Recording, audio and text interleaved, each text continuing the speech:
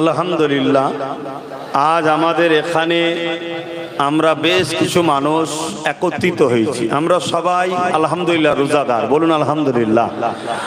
আমরা সবাই ইসলামের অনুসারী, বলুন আলহামদুলিল্লাহ। আমরা সবাই নামাজি, রোজা রেখেছি এবং একসাথে ইফতার করব, জোরে বলুন সুবহানাল্লাহ। অনেক লম্বা চওড়া ভূমিকা দিতে গেলে কথা হবে না। রোজাদারদের জন্য দুটো খুশি, কটা মেন দুটো খুশি কি? লিসাইমি ফারহাতানি ফারহাতুল ইনদাল ইফতার ওয়া ফারহাতুল লিকা রাব্বি। এক ইফতারের সময় দোয়া কবুল হয়, এই দোয়া কবুল হওয়ার জন্য এই টাইমটা হলো খুশির সময়, জোরে বলুন সুবহানাল্লাহ। আজ আমাদের দোয়া কবুল হবে, জোরে বলুন সুবহানাল্লাহ, বলুন ইনশাআল্লাহ। কেন এখানে সব আমরা রোজাদার, ঠিক না? আর এটা ধর্মীয় একটা প্রোগ্রাম হচ্ছে, এটা টুপি পরানোর প্রোগ্রাম নয়, এটা টুপি ওয়ালাদের প্রোগ্রাম, জোরে বলুন সুবহানাল্লাহ।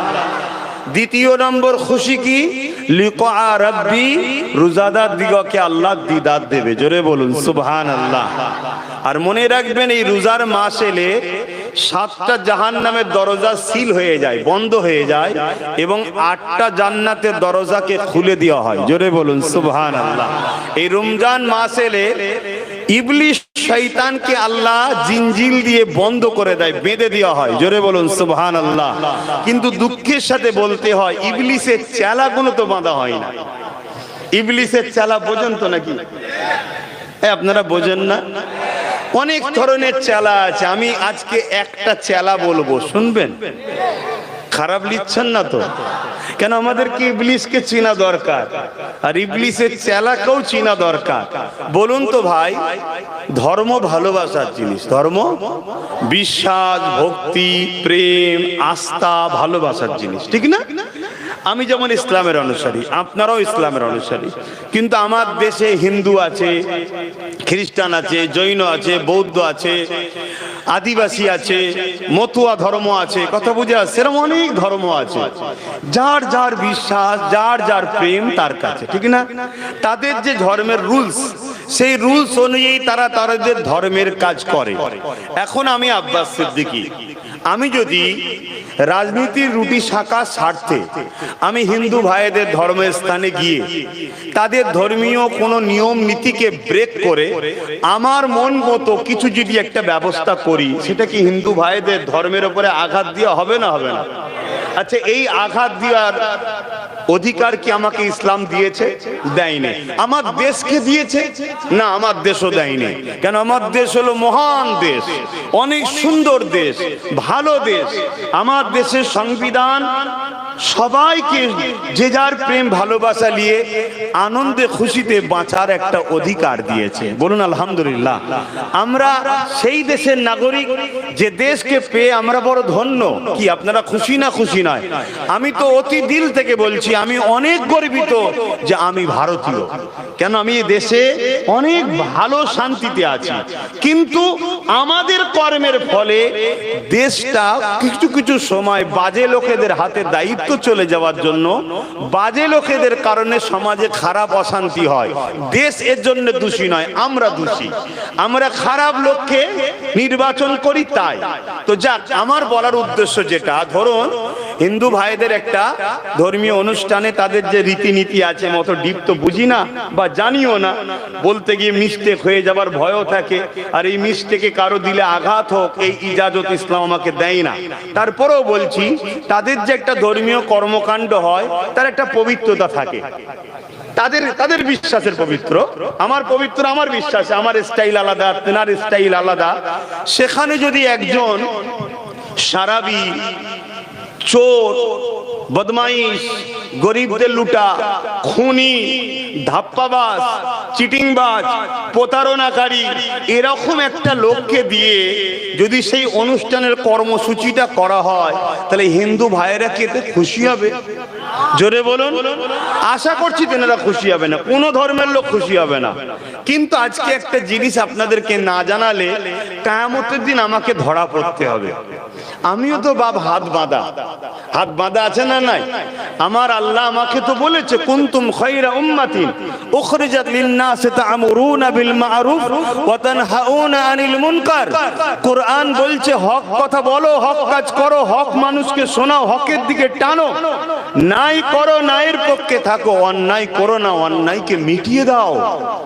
তা আজকে আমার সামনে যখন দেখব যে আমার নামাজকে নিয়ে, আমার হজকে নিয়ে, আমার দাড়িকে নিয়ে, আমার টুপিকে নিয়ে, আমার মসজিদকে নিয়ে, আমার মাদ্রাসাকে নিয়ে, আমার আল্লাহকে নিয়ে, আমার রসুলকে নিয়ে কোন রকম যখন ষড়যন্ত্র হবে বা কোন রকম ভাবে অন্যায় কাজ হবে, আমি কি তার প্রতিবাদ করার অধিকার আছে না না?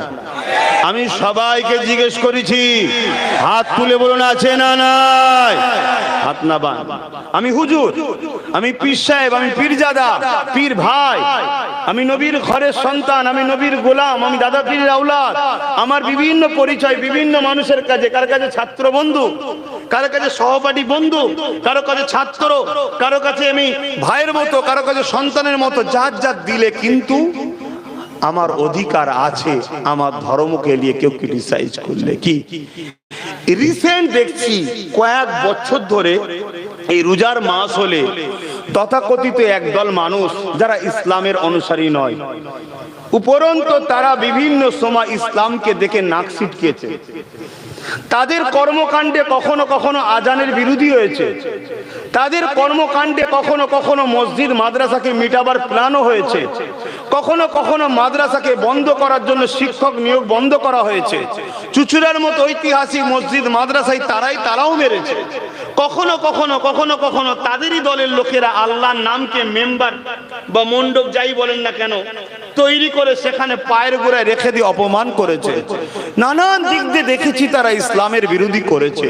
কিন্তু এই রোজার মাস এলে তাদের ঘরে দেখা যায় ইফতার পার্টির নামে তারা নিরীহ মুসলমানদের ঘরে বোকা বানিয়ে ধোঁকা দিয়ে তাদের রাজনীতির রুটি শাকার জন্য তারা আগিয়ে আসে। আমি জানতে চাইছি আমার কমকে তাদের এই কর্মকাণ্ডগুলো কি ইসলামের কে নিয়ে নাটক করা হচ্ছে না হয়নি? জোরে বলুন। তাহলে এই যে অন্যায়, এই অন্যায় যারা করে এরা আমাদের কাছে দোষী না দোষী নয়? অতএব এদেরকে এই অন্যায় থেকে অব্যাহত ফিরিয়ে আনার জন্য একজন দ্বীনের খাদেম হিসাবে আমার দায়িত্ব আপনাদেরকে জাগানো। কেন? অন্যায় করা আর অন্যায়কারীকে সাপোর্ট করা সমান রূপে পাপ হয়। খুব ভালো করে বুঝবেন। আমি দেখছিলাম ইফতার পার্টির নামে সেখানে হারাম পয়সায় রোজাদারদের ঘরে ইফতার করানো হচ্ছে। ইফতার পার্টির নামে সেখানে মহিলাদের ঘরে নিয়ে এসে বসানো হচ্ছে। যে মহিলা আবদা কুলঙ্গ, ইফতার পার্টির নামে সেই মহিলাদের কিছু কিছু মাথায় রাসূলুল্লাহ টুপি সুন্নতকে পরানো হচ্ছে। অথচ এই টুপিটা যদি আপনি আপনার ঘরের স্ত্রীর মাথায় পরান এটাও শরীয়ত বিরোধী কাজ হবে, কারণ এটা পুরুষের জন্য পড়ার নিয়ম। সেই ইফতার পার্টির নামে দেখা যাচ্ছে সেখানে গত কয়েকদিন দেখছিলাম, অর্ধেক পাগল কি ফুল পাগল জানি না, এই হাঁটু ফাটু সব বেরিয়ে আছে দেখছি, ইফতার পার্টিতে বসে আছে। দেখেছেন না? দেখেন। তাহলে এই যে আমার ধর্মকে নিয়ে বারবার এই যে অপমান, এই যে অবজ্ঞা, এই যে নাটক, এই যে মা মুসলমানেরকে শুধু বোকা বানিয়ে তাদেরকে আমার দলে করব, এর জন্য যে ড্রামা, এইভাবে যে আমার ধর্মকে নিয়ে খেলা হবে, এর প্রতিবাদের, এদের বিরুদ্ধে সংগ্রামের, এদেরকে নেস্তে নাবুদ করে দিবার দরকার আছে না নাই? জোরে বলুন আছে না নাই? যদি এদের বিরুদ্ধে আপনাদের সংগ্রাম না থাকে, এদের বিরুদ্ধে আপনাদের লড়াই যদি না থাকে, আপনি নিজেকে মুসলমান মনে দাবি করলেও কিয়ামতের দিন নবীর শাফাআত পাবেন কি সন্দেহ আছে? কেন এই রোজা ইসলামের তৃতীয় পঞ্চম স্তম্ভ, তার মধ্যে তৃতীয় স্তম্ভ হচ্ছে রোজা। প্রথমে কলেমা, তারপরে নামাজ, তারপর হচ্ছে রোজা। রোজা এত মহান একটা ইবাদত, এই রোজাতে আল্লাহ ক্যান্সার মুক্ত একটা শরীর দেয় এই রোজার কারণে। জোরে বলুন সুবহানাল্লাহ। এই রোজার কারণে সুগার মুক্ত শরীর দেয়। জোরে বলুন সুবহানাল্লাহ। এই রোজা হলো 11 বছর যা খেয়েছি, যত ভাইরাস টাইরাস ঢুকেছে সব কিছুকে বার করে দিয়ে শরীরে অ্যান্টিভাইরাস হিসেবে কাজ করে 11 মাসের জন্য একটা সুন্দর আপডেট শক্তিশালী শরীর দেয় রোজা। জোরে বলুন সুবহানাল্লাহ। পৃথিবী বিখ্যাত ক্যান্সারের স্পেশাল ডাক্তার বলছে ক্যান্সার থেকে বাঁচতে গেলে 12 থেকে 14 ঘন্টা কিছু না খেয়ে থাকতে হবে। আমার রাসূলুল্লাহ বলেছেন তোমার কতদিন থাকতে হবে? 20 থেকে 25 দিন। 1500 বছর আগে আমার রাসূল বলেছে রোজা রাখো, ক্যান্সার থেকে বাঁচবে। জোরে বলুন সুবহানাল্লাহ, আরো জোরে বলুন সুবহানাল্লাহ। আজকে এই রোজাকে নিয়ে যারা ইফতার পার্টির নামে মাথায় টুপি দিয়ে বা আন্ডার কি বলে প্যান্ট ছিঁড়া প্যান্ট, পাগল নাকি জানি না ভাই, দেখছিলাম আপনারা দেখেছেন কি জানি না, মানে কত বড় অসভ্য বর্বর যে একটা জায়গায় যাচ্ছিস কি লেবাসটা পরতে হয় এই মানবরূপী পশুদের জানা নাই। এরা মানবরূপী পশু ছাড়া কিছু নয়। আমার কথাই বেজার হচ্ছে না আপনারা? এরা আমার ধর্মটাকে শেষ করে দিবার প্ল্যান করছে। এদের বিরুদ্ধে আমাদেরকে সজাগ হতে হবে। কিন্তু মনে রাখবেন এদের থেকেও বড় আসামি আমরা, এদের থেকে বড় আসামি আমরা। আমরাই এদেরকে তুষণ করি, আমরাই এদেরকে তেল মাখাই, আমরাই এদেরকে ক্ষমতায় আনি, আমরাই এদের পিছনে ঘুরে বেড়াই, আমরাই এদেরকে মাথায় তুলি। আর এরা ক্ষমতার জোরে এসে আমার ধর্মকে মিটাচ্ছে। এরা ইফতার পার্টির নামে আমার ধর্মকে শেষ করছে। এদের সঙ্গে কিছু দালাল পীর সাহেব পীরজাদা মুফতি মাওলানা মিশেছে। হারামখোররা কিছু টাকা নিয়ে এদের সঙ্গে মিশে হই হই করতেছে। অথচ আমার নবীর চোখের পানি ফেলা ইসলাম, রক্ত ঝরানো ইসলাম, নবী বদরে মার খেয়েছে, নবী উহুদে মার খেয়েছে, নবী ঘর ছাড়া হয়েছে এই ইসলামের জন্য। এ আমার নবীর উম্মত, কিয়ামত কিন্তু বড় কঠিন হবে। সেদিন কোন পীর সাহেবকে দেখবে না আল্লাহ, কোন পীরজাদা আল্লাহ দেখবে না, মুফতি মাওলানা আল্লাহ দেখবে না। আল্লাহ দেখবে কি আমার নবীর পক্ষে ছিল বড়, তাই আমার দুশমন সবাই হয়ে গেল। নবীর দিনের স্বার্থে বলি এই মানবরূপী পশুগুলোকে এদের ঠিকানাটা বোঝানো দরকার আছে না নাই? জোরে বলে আছে না নাই? আয় আমার ভাইরা, বসো, তুমি বসো। আমার ভাইরা খুব ভালো করে বোঝেন, সময় কম ভাই, এটা আমি দুঃখের সাথে বলে যাচ্ছি। আজকে কি যেন একটা হচ্ছে, যদি আজ না রোখেন কালকে দেখবেন ওই ইফতার পার্টিতে মূর্তি তুলে দেবে, কাল দেখবেন ওই ইফতার পার্টিতে দোয়া করানো হবে, কোন একজন ফাসেক ফাজেল বেঈমান চোর চিটিংবাজকে দিয়ে দোয়া করানো হবে। এই মেসেজটা তামাম ওয়ার্ল্ডে যাবে, ইসলামের বদনাম হবে। আগামী দেখবেন ওই ইফতার পার্টিতে মহিলা এসে দোয়া করবে, পৃথিবীতে ছড়িয়ে যাবে। ওটা কে করছে দেখবে না, দুনিয়ার লোক আপনার দিনকে থুতু ফেলবে, তামাশা করবে। তাই আমার দরকার আছে যে পাওয়ারে এরা আমার দিনের উপরে জুলুম করছে ওই পাহাড় থেকে এদেরকে ঘাড় ধরে নামানো দরকার আছে না নাই? জোরে বলুন আছে না নাই? তাতে একদিন সময় লাগতে পারে, 1 বছর লাগতে পারে, 10 বছর লাগতে পারে। আমরা পারবো কি পারবো না অতও জানি না, কিন্তু আল্লাহর উপরে ভরসা রেখে আমরা হকের পক্ষে লড়াইয়ের রাজি আছেন কারা? হাত তুলে দেখান, বলুন মারহাবা। নারে তাকবীর, নারে তাকবীর। রমজান শরীফ মুবারক, রমজান শরীফ মুবারক, রমজান শরীফ মুবারক। রমজানের দুশমনেরা বলুন মুর্দাবাদ, রমজান শরীফের দুশমনেরা বলুন মুর্দাবাদ। নারে দিবে ভাইরা আমার, আপনি আপনার লিয়ে থাকুন, আমাকে আমার লিয়ে থাকতে দিন। আমি তো কখনো আপনার ঘরে গিয়ে ঢিল মারিনি। আপনি বারবার আমার ঘরে কেন নোংরা করতে আসছেন?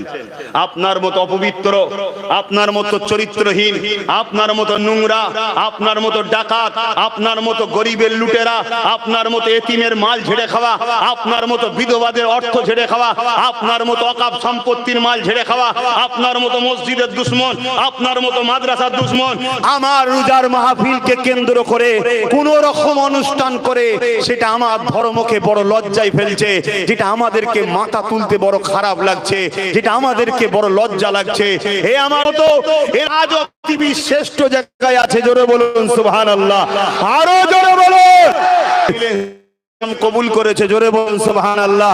ইসলাম যে লেভেল সে লেভেলে আছে, কিন্তু ইসলামের দুশমন মুনাফিক চেন যে ছুটি দেবে না, অথচ ইফতারের দাম বাড়াবে, দাম কমাও বললে কমাবে। তালামাই বন্ধ দিল, দেখলেন না? এদের হাতে খুলকে বলে যাচ্ছি, তোরা মেরে মেরে একদিন তোরা মরে যাবি, ইসলাম মিটবে না। আর হচ্ছে আমার ইফতারটা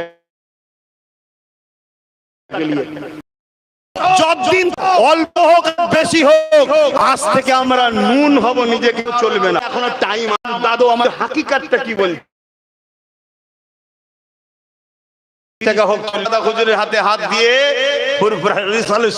জামাতে বা জলসায় কত লোক হয়েছিল, আল্লাহর আরশে লেখা ছিল যে দেখতে পাই। দাদা হুজুরের খুন একটু হলেও দেখতে পাই না, পাই না। তা আমার কাছে 40 টাকা, অর্থাৎ আমরা 40 টাকা, বুঝতে পারছেন তো নাকি? হ্যাঁ, বাকি যারা 15 টাকা, কারো কাছে 20 টাকা, কত বুঝছেন?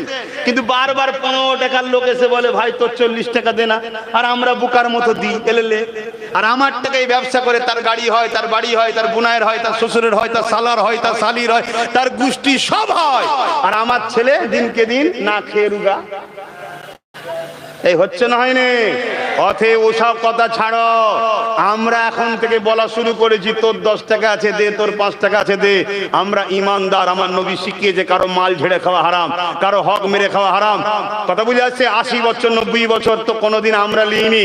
এবার দে, আমাকে দে, পার্টনারে তুই আয়। শুনছেন না শোনেন নে? পার্টনারে তুই আয়, তুই আয়, তোর হক আমি ঠিক বুঝিয়ে দেবো। আমি তোদের মতো হারামখোর নই, আমি ইমানদার, তোকে ঠিক বুঝিয়ে দেবো। কথা বুঝছেন না, বোঝেন না? যদি এরপরে কেউ 5 টাকা না দেয়, না দিকে যাক, কেউ 10 টাকা না দিকে যায়, না দিকে যাক, আমার 40 টাকা নিয়ে আমি ব্যবসা শুরু করব। ব্যবসা চলবে 1 বছর, আমার নাই কোমর পর্যন্ত গাঁথনি হবে, তারপরে বছর নাই নিউটন হবে, তারপরে বছর নাই ঢালাই হবে, তারপরে বছর রং হবে, কিন্তু যতটুকু থাকবে নিজের থাকবে। শুনছেন না শোনেন নে? বুঝার হয় বুঝবে, কেন সমাজ